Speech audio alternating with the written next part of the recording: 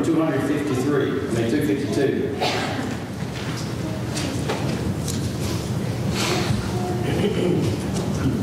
Go ahead and place your marks at number 922. Before we're singing this song, 922, it's song of invitation this morning.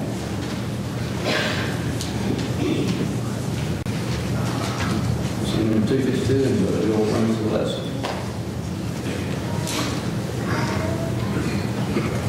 Create in me a clean heart, O God, and renew my spirit within me. Create in me a clean heart, O God, and renew my spirit within me.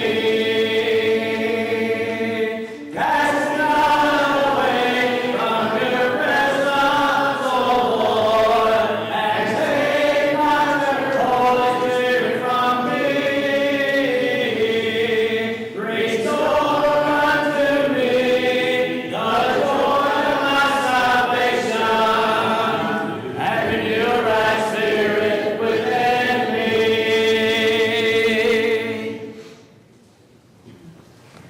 Good morning. If you will turn your Bibles to Hebrews chapter 12.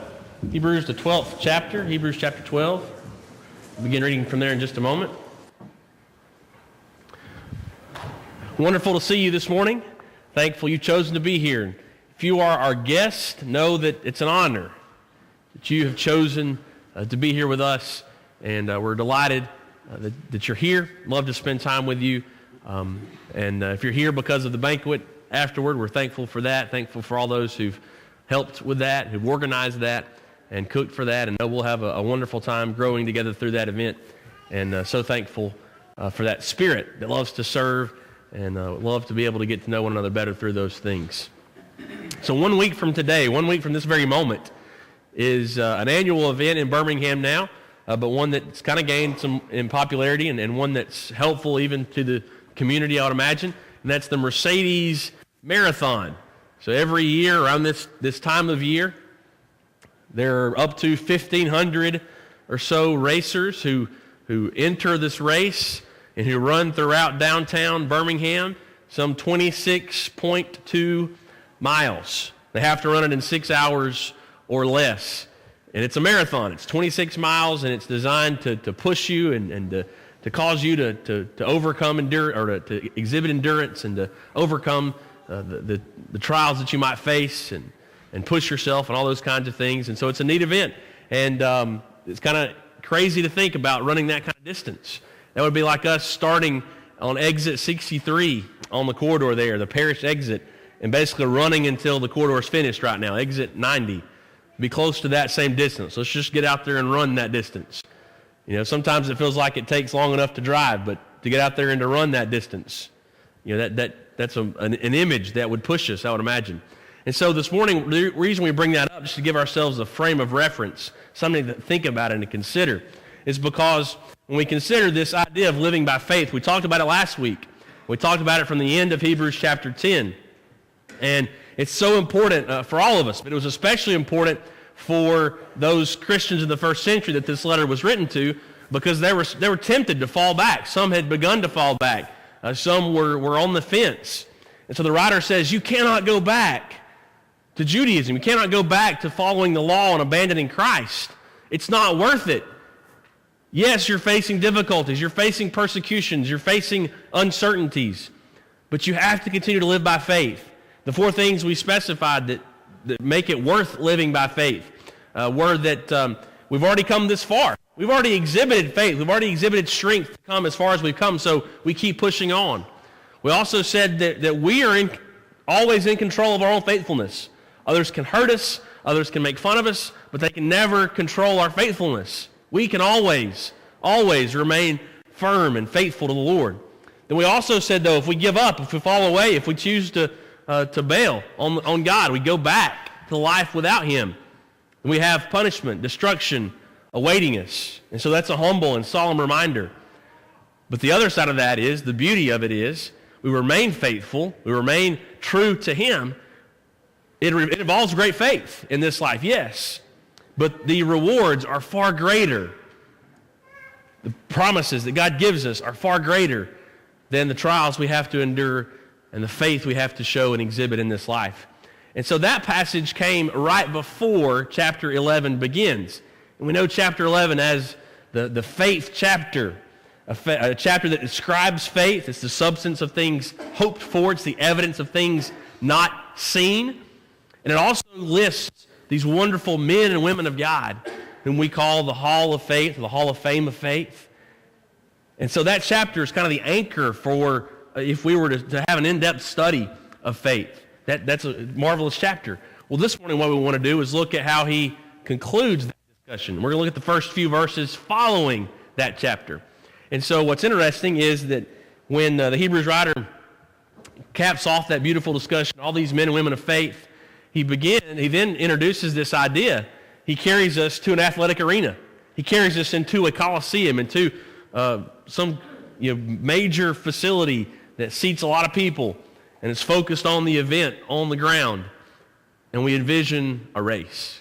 We envision a marathon. We envision the struggle to continue and to push forward.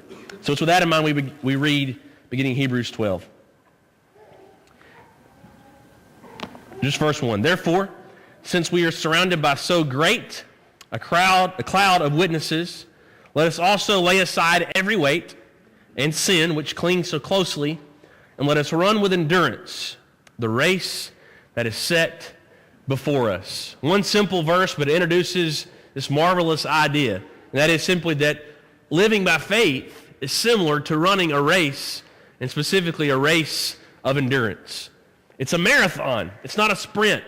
It's not get out there and run for a short period of time for as fast as we can, but rather run a long distance. Keep pushing ourselves, and when we want to give up, we keep running.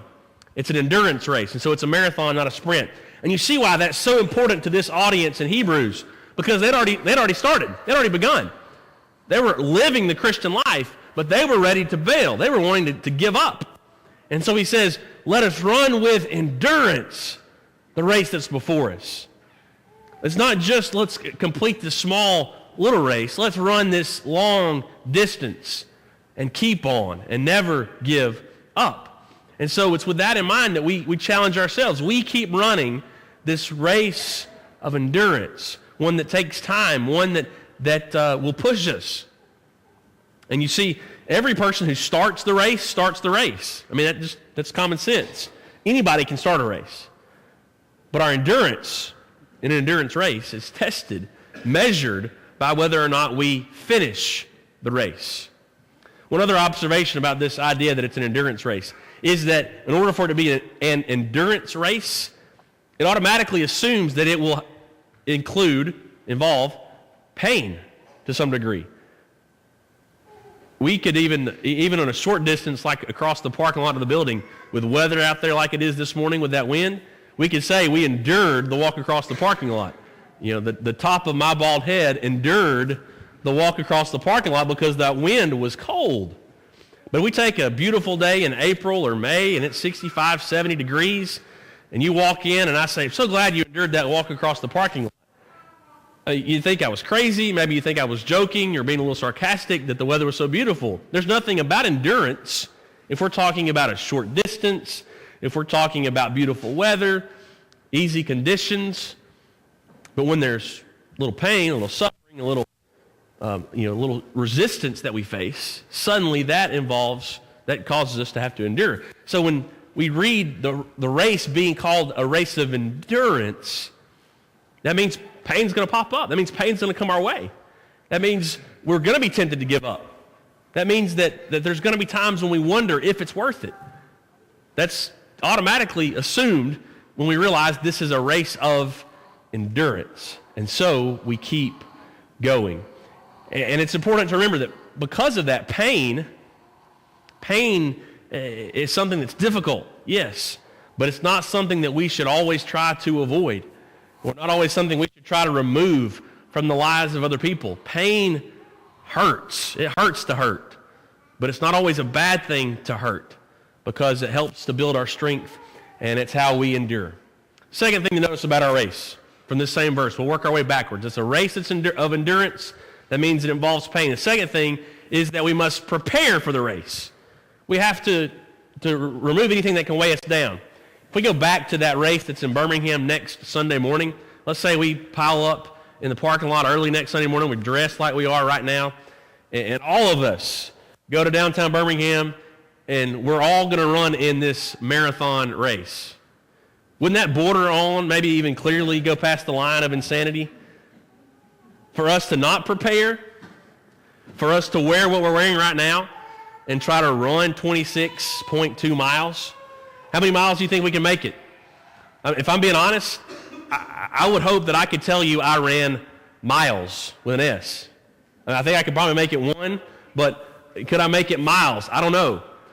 But I think we all would recognize that running in kind of the clothes we're wearing today and what might we normally wear during the week is not ideal attire for running, especially for running an endurance race. And so that's where he says, let us lay aside every weight. Let us lay aside the things that will weigh us down. See, if this is a race that involves pain and it involves enduring pain, why would we knowingly allow things in our lives that will cause additional pain, that will cause us to be weighed down and slowed down at the risk of tripping us up? He even specifies, cut out the things that will weigh you down. And then he specifies, cut out the sin that clings so closely. So the idea there is sin might be a garment that it's long and it's like a long shirt, a long jacket. And if you're trying to run in a race with that garment covering you, it's going to trip you up. It's going to cling closely to your legs. It's going to cling closely to your body, and eventually it's going to trip you up. So we have to cut out sin. No room for it if we're going to endure the race we run living by faith. But also, he says, lay aside every weight. Anything that may be not sinful, but it still can hold us down, can weigh us down, can cause us to run slower, cause us to exert more energy than is necessary, and thus risking our race, risking our endurance. That's a tough one. It may be people that we need to cut out. If there are people who are toxic, people who are not respectful whatsoever of our faith and our journey to live by faith, then we may need to put limits in place with those people. There may come a time when we just have to be nice and loving and say, I just can't spend this time with you. We can't have this same relationship if my faith's not going to be respected, if I'm not able to live how I know I need to live. It may be habits, may be hobbies, may be attitudes, it may be jobs or certain things about our jobs that have that potential to weigh us down. But we need to have the courage to look in the mirror, to have the courage to look at ourselves and to think, if this Christian life is a race, what is it that's slowing me down? What is it that could slow me down? And have the courage to lay it aside as we run. And moving backwards, the first phrase that he introduces, it means we also listen for the great cloud of witnesses who surround us. So we have this athletic arena in mind, this great coliseum, and we're running this race of endurance on the track. His point is, we've mentioned all of these great men and women. He said, I wish I had time to mention even more. But they are witnesses. They are proof. They serve as a way to verify and to prove to you that living by faith, though it's never easy, is always worth it. That living life that depends on God, even when the external circumstances may not be ideal, when they may be difficult, that life is worth it. And so he says, keep running the race of endurance, lay aside anything that might stand in your way, and therefore, since we have this great cloud of witnesses, let us run with endurance. Remember the crowd. Think about the people who are cheering you on. Their lives, their examples, as they encourage and inspire you. So let's think through that for a minute. You get frustrated at work. You get frustrated maybe around the dinner table at holidays when you have extended family together. When those religious conversations come up. Well, why do you have to worship this way? Why is it such a big deal? Why are you so committed to obeying the Bible this way and obeying God this way? And that's when you look up in the crowd and you remember the guy, you see those bloody hands, those hands of Abel, and they're cheering for you. And Abel says, I worshiped how God told me to worship, and it cost me my life, but it's still worth it. It's difficult sometimes. It'd have been easier. It might have saved my life if I wouldn't have worshiped that way, but it was worth it. Maybe you feel that constant desire, that constant draw on your heart to go back, to find some of the people from your past life, to walk with them, to run with them, to hang out with them. And man, it was so much fun, and they didn't never seem to get caught, and it's just a carefree good time. And that's when you look up and you remember Enoch. And Enoch says, I walked with God, and he always took care of me. And then you remember that God does keep his promises. You know that. You don't doubt that he keeps his promises, but a lot of times you wonder when. Okay, I believe you, but is this going to happen anytime soon? Am I going to be blessed anytime soon, God? I feel like I've been waiting forever for your blessings. You look up in the stands and you see those old hands, those carpenter, weathered, calloused hands of Noah, and he's cheering you on. He says, I worked, I waited, I labored, I built for well over 100 years. For something I'd never seen, I built this ark. I trusted God. I lived that life of faith, even though I'd never seen rain. And God still continued to always take care of me. God still blessed me. I trusted he would, but yes, sometimes I wondered when he would, and he did. Maybe you're a lot like me. I think I need a lot of inspiration from Abraham. You know God is going to fulfill his promises, but you wonder how he's going to do it. You need to know the details. You need to know the specifics. You need to know exactly how the process is going to work and exactly the details and the intricacies of it. And that's when Abraham, you remember him and you see him and hear him. And he says, I didn't know where we were going. I didn't know how he would raise Isaac after I sacrificed him. But I knew I was living toward something, somewhere, a place that was built by God and where God reigns. And it was always worth it to follow him. I didn't have all the details. I didn't have everything lined up exactly so that I could make a decision. But I followed God. Then maybe you're kind of tired, frustrated even from drama among those you love, maybe even directly in your family. Family's a wonderful and beautiful thing. But when things kind of go haywire in a family, that it hurts even more, it seems. And so that's when you look up in the stands and you see and hear Isaac. Oh, excuse me, I skipped one. Next to Abraham. Maybe you're wondering, man, I'm too old. Can God still bless me? Can I do anything for God? Can I serve the church? Can maybe my health standing in the way? And that's when Sarah, who's next to Abraham, says, I was way past the age of bearing children.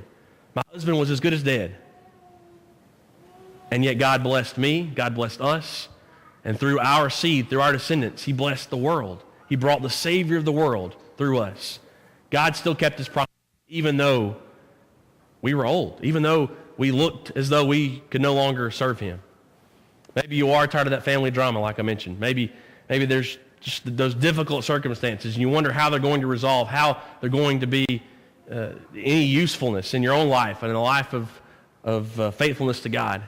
That's when Isaac speaks up, and you look to him, and you listen to him.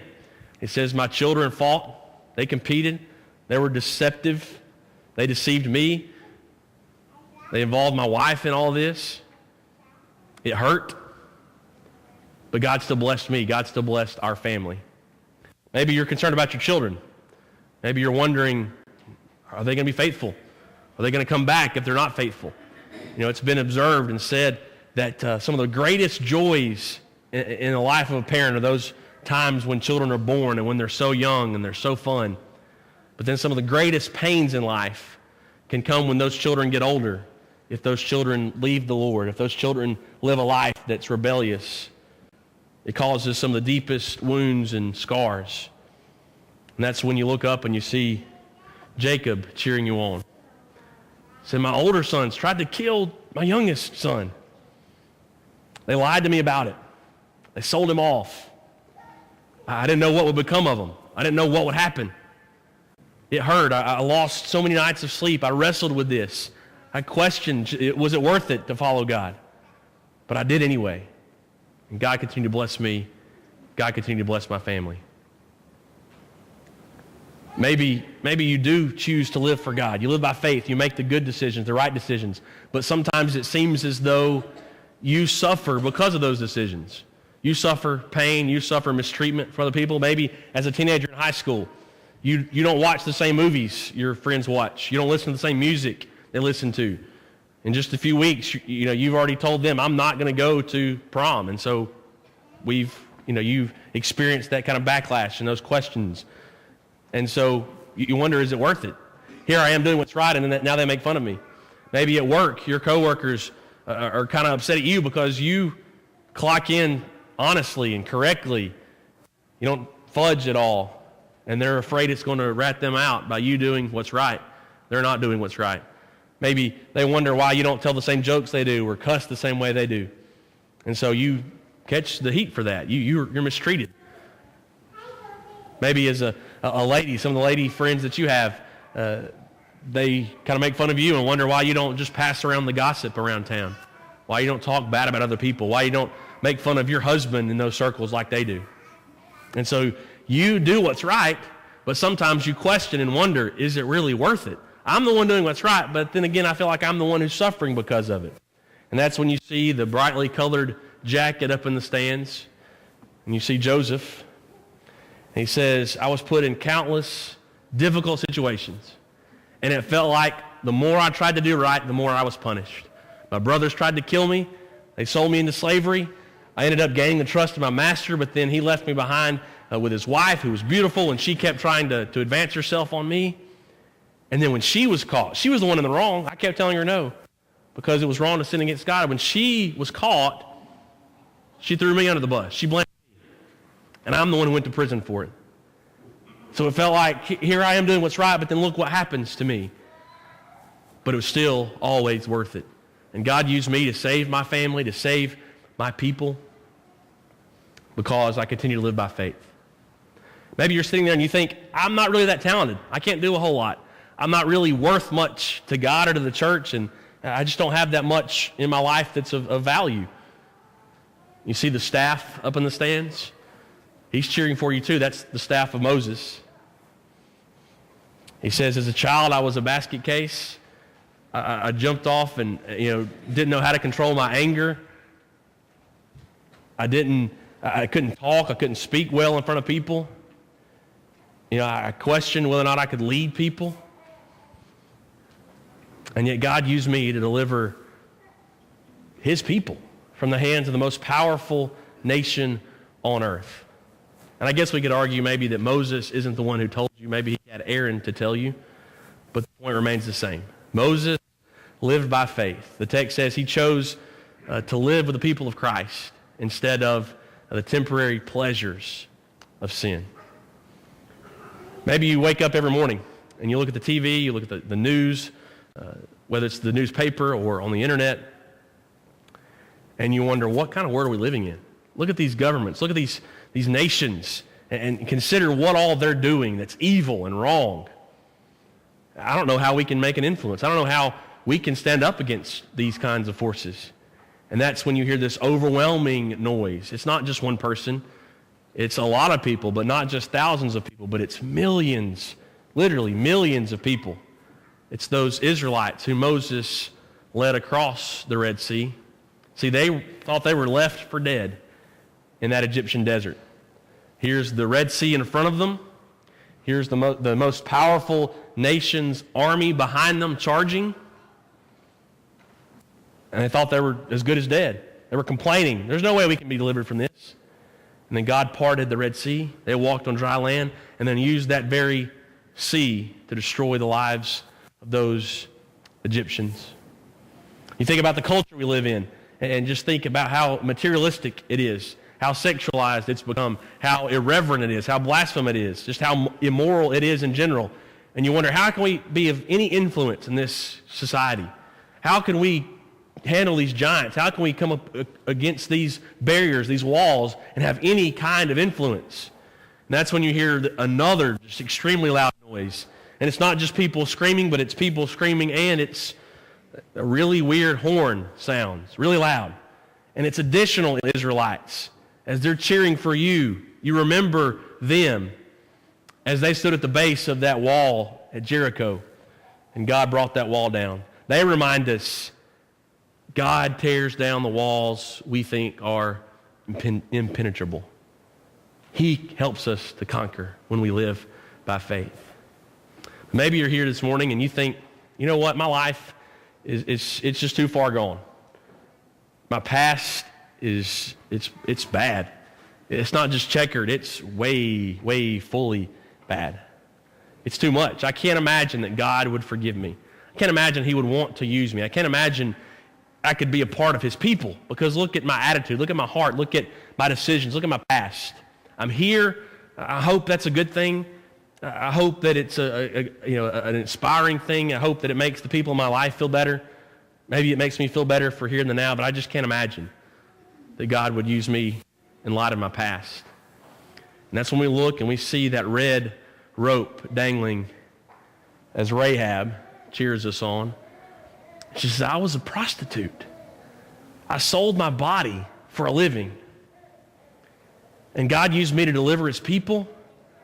And then God used me to bring into existence the kings of Israel, some of the kings of Israel. And then Jesus Christ himself, the Savior of the world, came through me.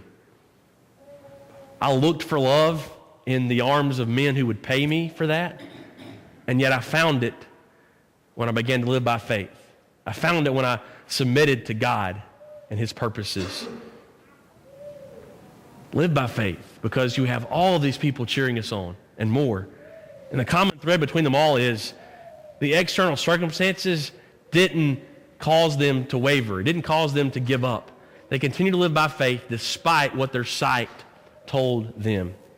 I saw this yesterday. A wonderful story about a young lady named Kayla Montgomery.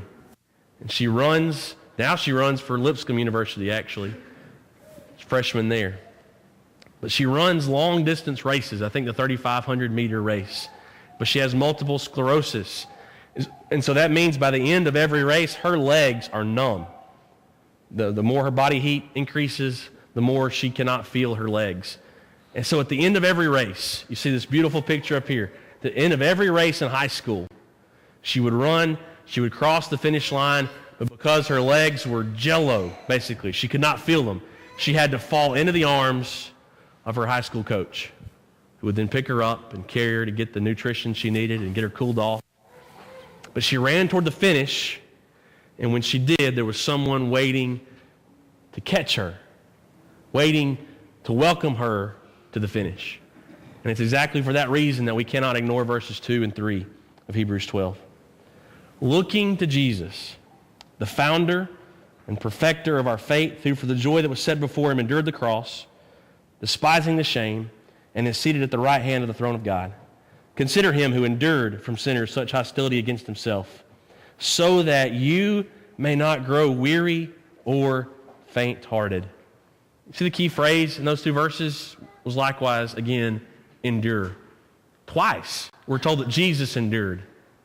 For what purpose? At the end of verse 3, so that you may not grow weary or faint-hearted.